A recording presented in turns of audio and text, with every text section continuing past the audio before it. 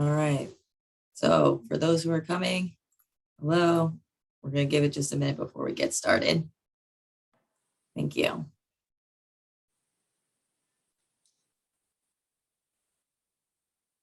How you doing, Shelby? I'm doing all right. Welcome aboard. I don't think we've met yet, have we? Not yet. I look forward to it. I'm looking forward to it as well. Congratulations. Thanks so much. We hope we don't make you regret it. Not so far. Good.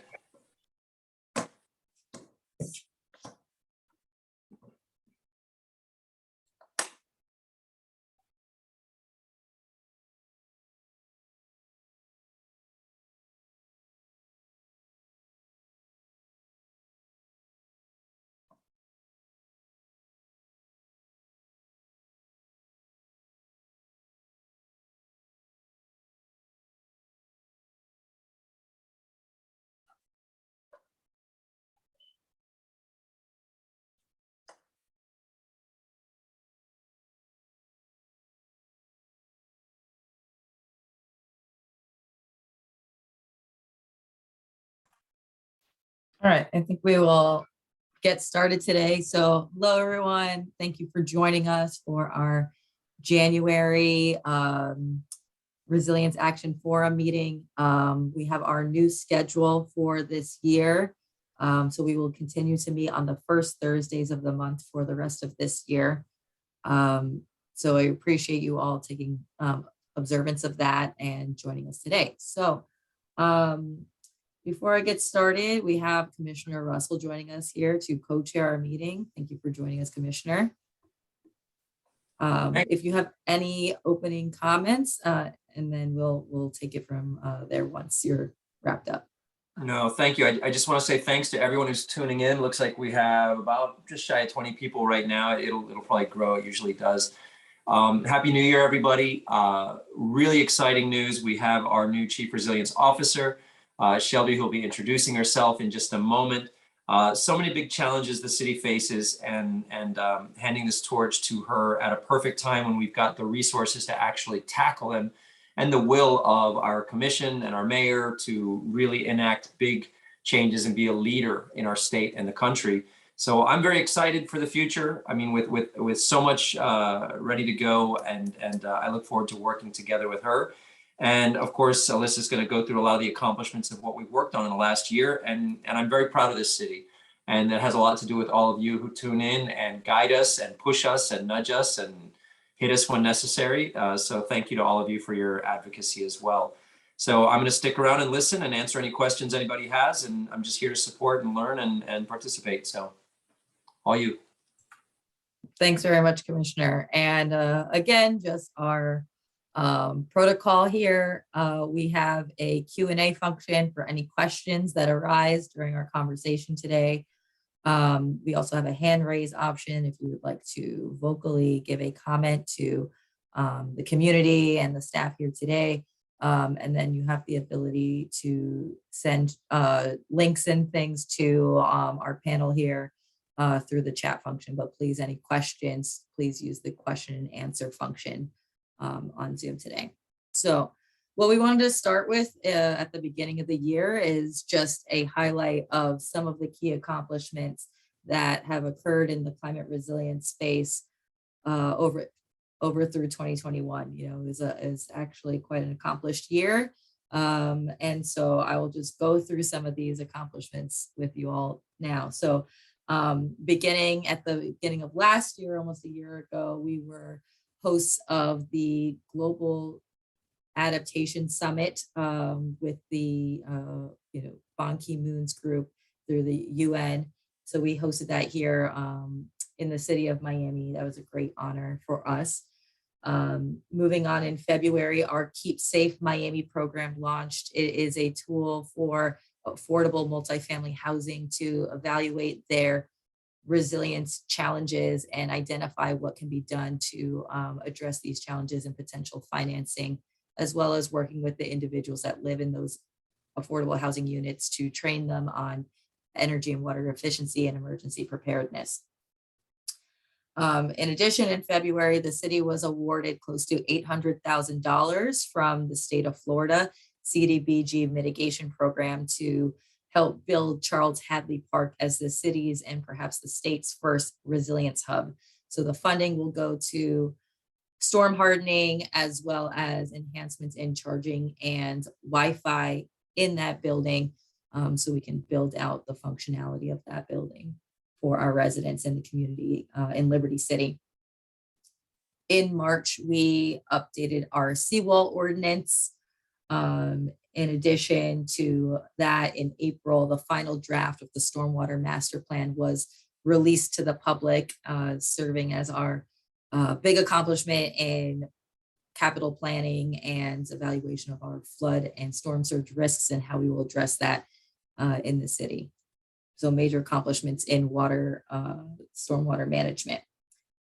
In May, the BE 305, Building Efficiency 305 ordinance was passed at the city commission. That program is in the middle of being developed, and the back end functionality of that program is being worked on right now with our fabulous building department. So that will help deliver energy efficiency citywide. In addition, we had researchers from University of Georgia work with us for a circularity assessment protocol in which they evaluated how and where single-use plastics and other marine debris are entering the bay and helping to give us solutions and ideas about how we can mitigate that upstream so we are seeing less pollution in the bay. In July, the city updated its waterfront design guidelines. They were adopted at commission. That was led by our planning department. In August, in relation to bay health, our fertilizer ordinance was updated as well to make it even more, provide even more benefits to the bay and reduce the amount of fertilizer and nutrients that are entering our bay and affecting our bay water quality. In September, we updated our bay discharge protocols. We added our discharge@miamigov.com email address. We worked on different ways to shut down temporarily construction sites who were producing silt into the bay. And we were able to work with construction sites to help address our bay quality. And then lastly, in November, we had a few key achievements. One, for the second year in a row, City of Miami made the Carbon Disclosure Project CDP A list. This accomplishment comes to cities who have adaptation and mitigation plans, as well as a number of other progressive climate strategies and policies. So we are one of roughly 88 cities in the world that have this designation. The city began to update its bike master plan. This is being led by Colin Worth at the city. So thank you, Colin Worth, wherever you are. And so that process will take about the next year. And then lastly, a big achievement was our Miami Forever carbon neutral greenhouse gas reduction plan was adopted as guidance for carbon neutrality by 2050 at the city commission unanimously. So we will be working on all of the actions and strategies in that plan, as well as our adaptation plan, Miami Forever Climate Ready, our stormwater master plan, and Resilient 305 in the coming years, and moving into more heavily focusing on implementation of these plans. Just as a quick update on to what we are working on from that greenhouse gas reduction plan, one of our first projects, as we've mentioned, is working on a fleet electrification plan, and that process is already ongoing. So it will take some time, but that is one of the first initiatives from that plan we're working on. And then continuing some recommendations that we heard from our previous resilience action forums, there was a proposal to look into divest invest, which we have been starting to work on with our C40 Cities Network. They have a great number of resources there and research, dovetailing off of what has been going on, especially in the city of New York. So that is something we're continuing to look into, as well as looking further into electric landscaping equipment, which was another recommendation brought to us by the community. So just wanted to provide some updates on what we have achieved thus far and where we're looking to go now as a brief snapshot. As you may have heard when we were at the top of the call, the city of Miami has indeed hired a new chief resilience officer. She is with us today. So I'd like to hand it over to Shelby Russ-Bousseau to introduce herself, and we welcome any conversation and questions you have for Shelby as well. So take it away, Shelby. Thanks so much, Alyssa. And it was fun to hear the rundown. So I appreciate you guys having this forum and the ability to say hello. I'm Shelby. I'm the new Chief Resilience Officer for the City of Miami. And in my previous role, I was the Chief Sustainability Officer for the City of Atlanta. So I was in the region, and I think some of the same partnerships will translate down here, but Florida is certainly a new and exciting territory and a really great place that I'm excited to learn more about over the next few weeks and months, and then start this implementation, because the team has done such great work in planning and really setting the landscape for what could be down the road for the city and the state. And I appreciate being here, looking forward to hearing more from everybody else. And I'll turn it back over to you, Melissa. Thanks, Shelby. So at this time, we open it up to questions and comments. One question we've gotten so far is, would love to hear some more info about Divest Invest plans. We are really in preliminary stages right now in that endeavor. Right now, we're just focusing on learning more about what this actually entails, how other cities are going about it. One challenge is, there's not really a prescriptive list of ways to go about this, what gets involved, what kinds of companies and investments. So we're really in a learning phase right now and working with our peer groups, especially C40 cities, to learn more about how to go about this. So as we learn more, as we take further steps, we will definitely keep the community posted. But right now we're learning about it.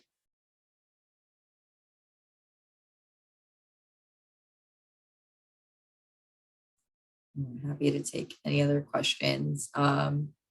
Shelby, for you, from Dave Dobler, what brought you here, and if you're in Miami yet, just people wanting to learn more about you.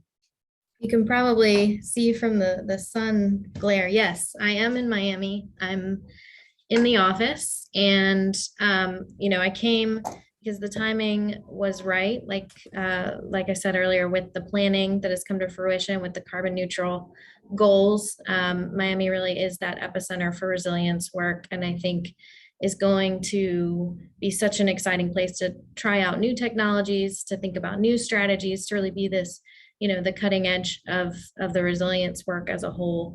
And so I was excited to hear all of the energy and current work that's happening here, and inspired to try to support the team how best I could. In Atlanta, I worked a lot on sustainability initiatives, and I really see resilience as, the step up in adding in a lot of the community input work to what we traditionally think of as sustainability. And plus the new angle of adaptation is really exciting and interesting to me. So that's why I thought Miami would be a great opportunity. All right, thanks, Shelby. We have Ari. I will allow you to speak now. Go ahead, Ari. Hello, everyone. So my question is, what kind of actions does the city of Miami think they're going to be taking in the 2022 year in order to promote and continue enhancing climate and resilience? Thank you, Ari. So we'll be starting definitely with, and if you look at the greenhouse gas reduction plan, Miami Forever Carbon Neutral, we have 20 prioritized actions. So those are definitely the ones that we'll be focusing on. And then of those 20 prioritized actions, we have, listed by phase, phase 1, 2, and 3. So off the top of my head, a lot of them are definitely foundational. As I mentioned, one thing that we definitely want to look more into is some of the electric vehicle actions. electrifying our fleets. That way we learn more about that landscape and how we can be supportive of the community at large, moving in that direction. And then continuing to look for opportunities to reduce emissions.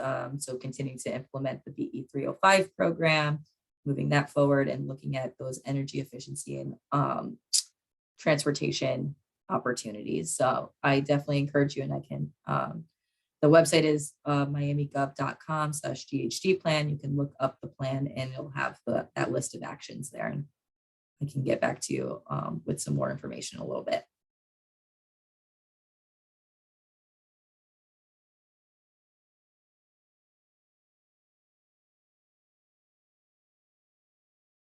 I'm seeing something in the chat. Any new ways to continue to inform the public on the climate change issues we face in Florida? So maybe we want to talk about some of the ways that we intend to work on communications. So I can just start, and then if my team has anything they'd like to add in. We're definitely open to recommendations about enhanced communications. In the past, as we've mentioned, we really do lean on our partnerships with our community nonprofits like Clio Institute and Catalyst to provide that crucial training to our residents about the climate crisis and what it means for our community here.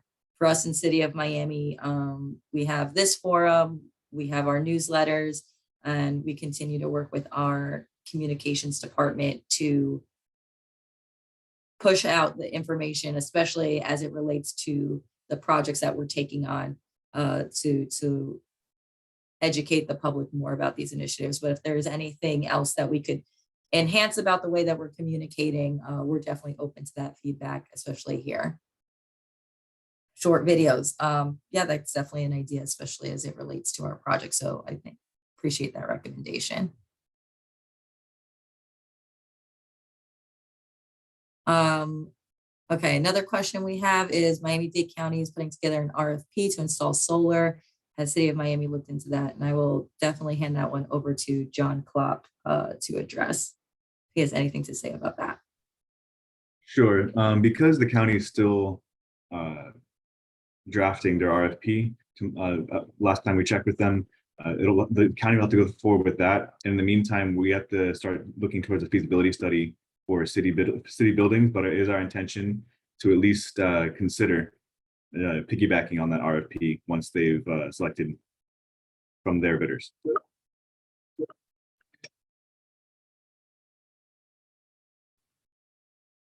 Thanks, John. Yeah, we're definitely going to, we've been in conversation with them. It's an opportunity we're looking into.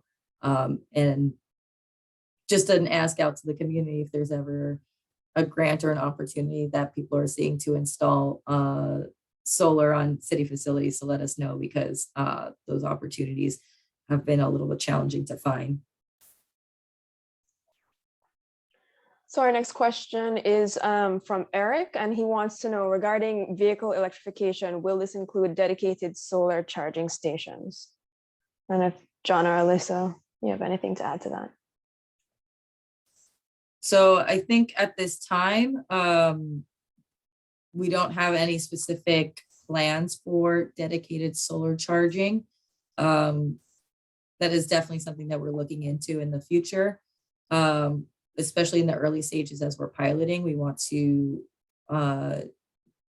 install infrastructure that we know is going to be reliable, cost efficient, low cost. So there will likely be, non-network chargers that are kind of behind the gate for us. And then as we move into understanding more about what this entails and we explore solar charging options, we'll definitely look into that. But at least to start, that is probably not where we will begin, but where we will move towards in the future.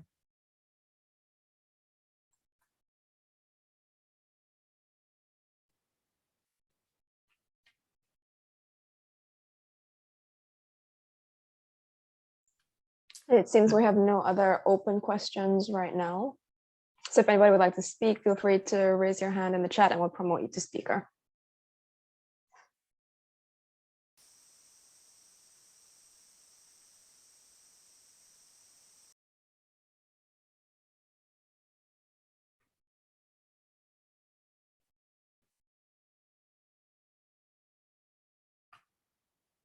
Okay, well, I'm gonna say seeing none. Oh, well, I spoke too soon. Okay, this is just a comment for us to look into. So thank you, Dave, for your feedback with the Miami Beach Fleet electrification. We'll definitely reach out to you as this is a new space for us. So I appreciate all your questions and help. You are a great community resource. Thank you, Dave. But I was going to say, if there are no other questions, we can convene early this month. So I would just like to remind everyone that, again, our schedule has been updated for the rest of this year. We are meeting first Thursdays of the month. So that would be, our next meeting is February 3rd. On our website, miamigov.com/mayor's forum, you are able to register for the entire series of meetings, and it will put every meeting for the rest of the year on your calendar, so you're able to join us as you are available. We'll continue the work here of making City of Miami as resilient and sustainable as possible and keep you all posted with those updates as we move forward. And I want to thank Commissioner Russell again for joining us and being our co-chair of this work. And before we go, I have seeing another hand raised, so hold on 1 second. Go ahead, Ari. Oh, hello. During December, I remember reading the news in like the MiamiTodayNews.com, and one of the things on the newspaper was an advertisement by the City of Miami. It's called "City Fights Back with Miami Forever Carbon Neutral," and inside the advertisement, it states that, quote, "This is a comprehensive and viable plan that is rooted in science and, importantly, reflects the input of our residents and local stakeholders," end quote. So my question is that during the talks in this resilience action meeting about the greenhouse gas reduction plan, there was definitely like a lot of, well, I wouldn't say backlash, but like comprehensive input, that things that could have been changed in the plan that weren't. So my question is that, like, why did the city state that it reflects the input of our residents and local stakeholders when, like, a lot of the things that we've mentioned, like the negative greenhouse gas emissions, that it relied too much on that and things like that? Like, why did they put that it reflects the input when parts of our input weren't really reflected in the plan? Was definitely a fair question, Ari. And so there are definitely things that we did integrate into the plan that were community driven. So one of them was increasing the focus on solid waste and recycling and things like that in the plan. There was also different, one of the big ways that we integrated public feedback into the plan, there was a lot of, from meetings that we had, discussions about equity and the ways that some of these actions were implemented. So one thing that we added in throughout the plan was thinking about how the city could focus on creation of financial mechanisms and different incentives to assist the regular homeowners with implementing some of these actions that we're recommending. We don't, have those figured out exactly what they are just yet, but we understand that it is a critical piece to moving this work forward, that we can't just mandate certain things without incentivization and assistance if we really want these actions to be implemented citywide. A lot of the feedback that we got in our surveys and meetings was definitely related to methodology of implementation. So they're not necessarily reflected in some of the action language, although some of the action language was adjusted. So those are just some of the ways that we addressed what we heard in the meetings, and we've added certain things, certain actions as well. we know that a big part of community feedback in this process has been, investigation of our specific target, of how that relates to, the timeline of carbon neutrality. We maintain the position that we feel that this is the most ambitious plan possible for the city. If we can exceed our 60% target, we hope to. And our primary focus in implementation of this plan is greenhouse gas reduction to the maximum extent possible. So we hear that feedback.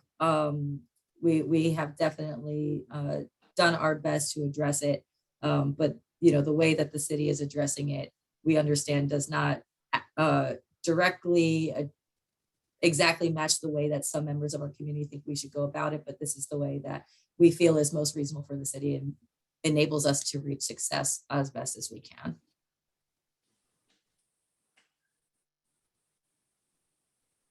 All right, Ari, I'll give you the opportunity to speak again. Go ahead. Okay, well, thank you for your response.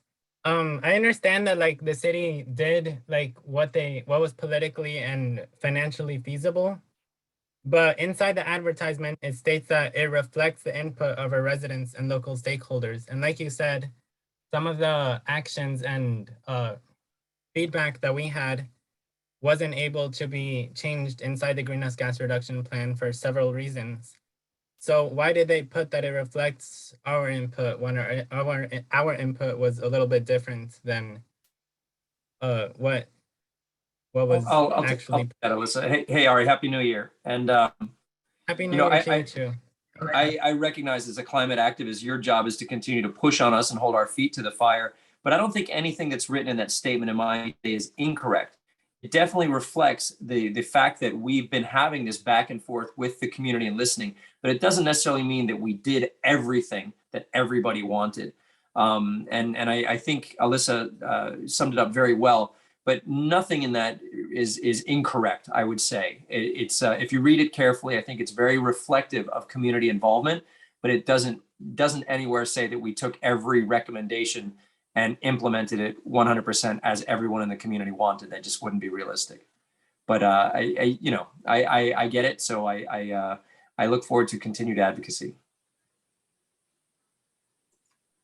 Thank you very much, Ken. I appreciate that. All right, taking a second to pause. If there are any other comments or questions we have from the community this month. But as I was mentioning before, our new schedule for 2022 is again first Thursdays of every month. We will keep you all updated on our process on all of our city plans and the implementation of the work moving forward.